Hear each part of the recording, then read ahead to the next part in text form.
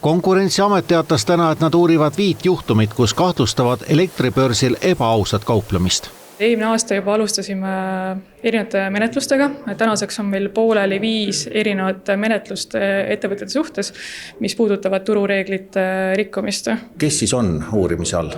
Kahjuks ma ei saa seda avalikustada praegult. Tegemist on väikeste tegijate või ka päris suurte elektritootjatega? Ma ei saa ka seda öelda. See on meie elektrijaama osa, mida me remondime aeg-ajalt ja see on siis vana Eesti elektrijaama ülekuumendi.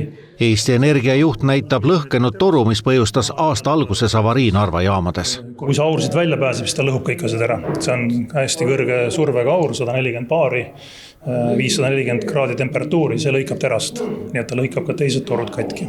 Eesti Energia juht kinnitas, et nemad ei ole turgu manipuleerinud. Samas ütles ettevõtte juht, et tasakaaluturul võib toimuda midagi kahtlast.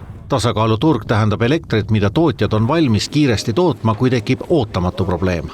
Alati tuleb vaadata olukorda, mis tekib jaamade töökindluse ja turule panemisega, sest et olukord tekib siis, kui me asendame ühe rikki läinud jaama teise jaamaga turu seisukohalt, et see on ju muutus, nii et ma täpselt ei tea, milliseid variante ta vaatab.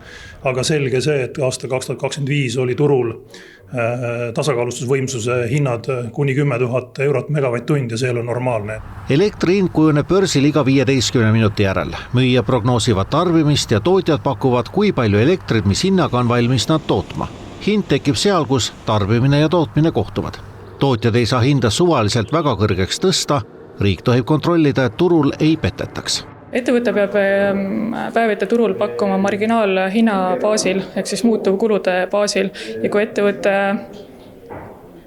teeb teistsuguse pakkumise, kui ta on teinud varasemalt, siis kindlasti Konkurentsiamet on see, kes ka sinna sisse vaatab ja küsib, et kas need kulude põhjendusi välja. Võimalus vaadata sisse kõikide pakkujate hinnale, küsida neid põhjendusi, miks selline hind ja ka seda kogust jälgida, et see kogus siis oleks ikkagi vastav tootmisvõimsuste reaalsele olemasolule. Järelevalve ei ole aga automaatne ega pidev, vaid toimub võimaluste piires. Jõudsime järelduseni, et Konkurentsiamet võiks võib-olla kas saada lisaressurssi või eraldi tegelikult ka kontrollida seda, et kas seal on võimalik lisamanipulatsioon, ehk siis näidatakse valeinfot, öeldakse, et eks ole midagi ei tööta, midagi on rikkis ja läbi selle tegelikult see hind, elektri hind hüppab kõrgustesse. Kovalenko-Kõlvart lisab, et karistusi tuleks karmimaks muuta, praegune maksimaalne trahv 32 000 eurot olevat suurte ettevõtete jaoks liiga väike.